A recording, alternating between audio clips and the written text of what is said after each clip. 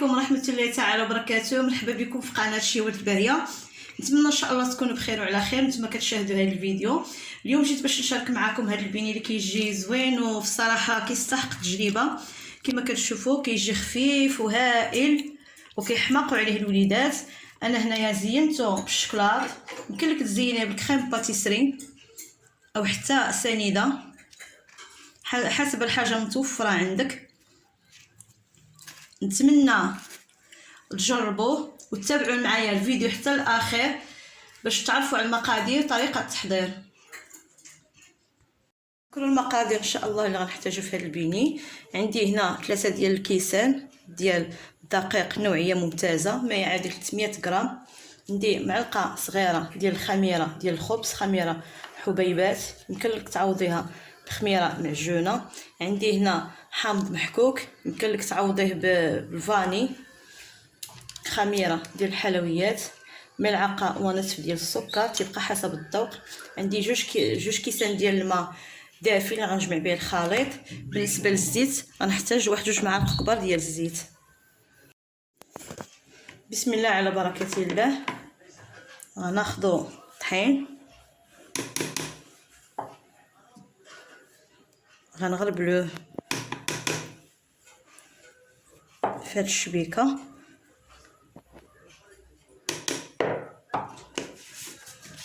دائما الدقيق خصو يكون مغربل باش كتنجح معنا الوصفه.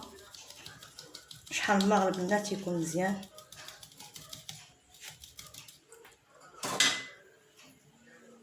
غنضيف السكر،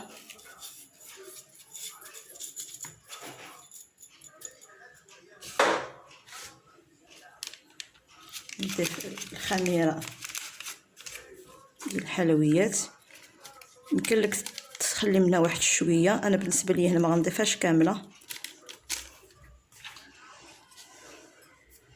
نضيف حامض محكوك اللي كيعطي نسمه زوينه لهذا البيني.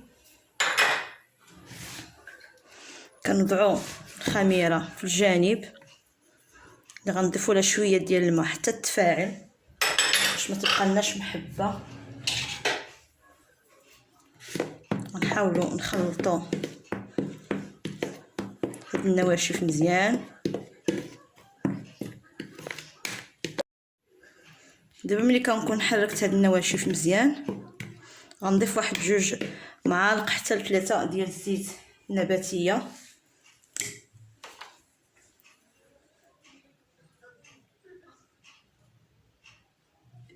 واحد 2 3. بالنسبه لهذا الزيت هو اللي كيخلي هذا البيني كيجي خفيف.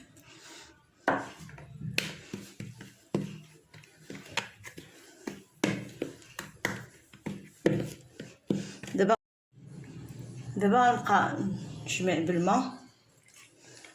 يمكن لكم تجمعوا بالحليب. بالنسبه لي انا هنايا فضلت غنحضر معكم هذا البيني بمكونات اقتصاديه. بالنسبه للماء كيبقى حسب نوعيه الدقيق. بالنسبه لي انا هنا درت الدقيق ديال الحلويات، يمكن لك ديري الفورس العادي. درت 2 كيسان ديال الماء. غنحاول نشوف شحال خضالي ديال الماء.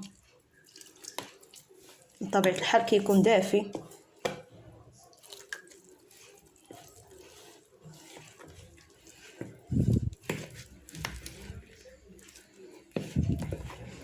دابا ملي جمعته بالمعلقه غنحاول نجمعو غير باليد ديالي.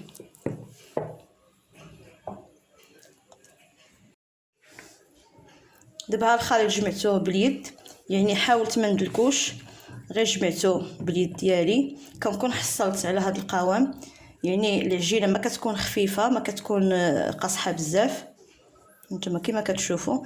دابا غنغطي عليها وغنخليها تختمر واحد شويه.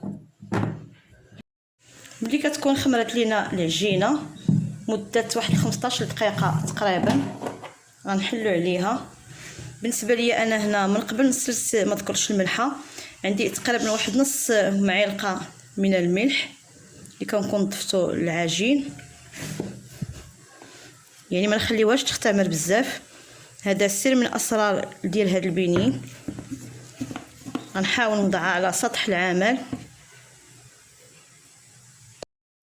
دابا غنحاول نشكل العجين على شكل خبزه صغيره اللي غنحاول نجمعها غير هكذا، يعني ما غندلكها ما والو.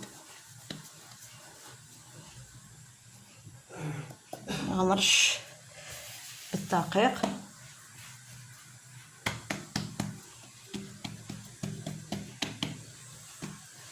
ونحاول نبسطها مزيان.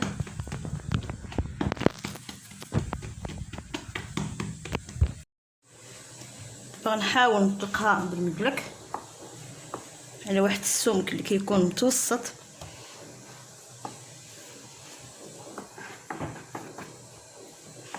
كما كتشوفوا ان العجينه خفيفه.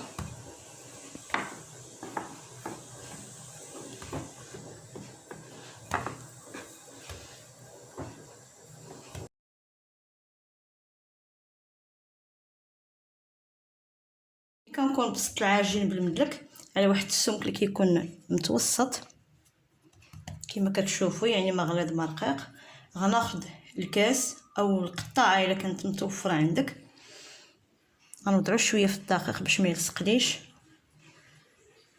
وغنحاول نطبع على الشكل ديال فم الكاس. مباشره كناخذ منديل كنكون رشيته بشويه ديال الدقيق، ونحاول ناخذ هاد الرشمات اللي شكلتهم كاملين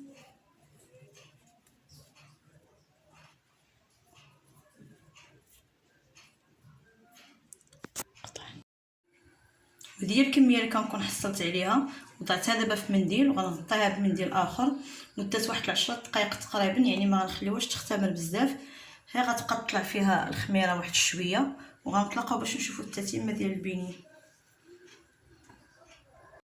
في هذه المرحله الاخيره كنوضع الزيت في المقله، كيكون شويه بزايد، كنسخنو مزيان. البيني ديالنا راه اختمر شويه، يعني العجينه ترخفات وطلعات شويه. مباشره غنبقى نوضعها في الزيت.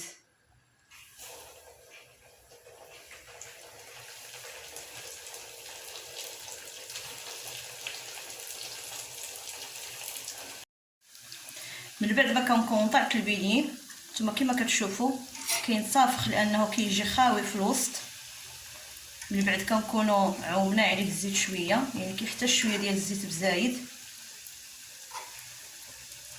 كنحاولوا نقلبوا غير بشويه، كنستمروا على هذه الطريقه.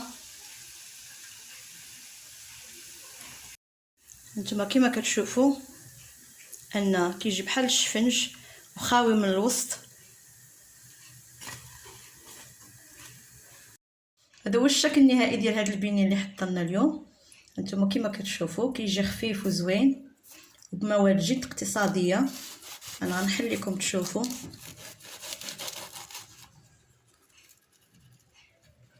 ما فيه لا عجينه لداخل لا حتى شي حاجه.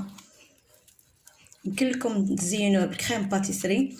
انا هنايا زينته بالسكر ديال سنيده والباقي دخلت فيه الشوكولاط.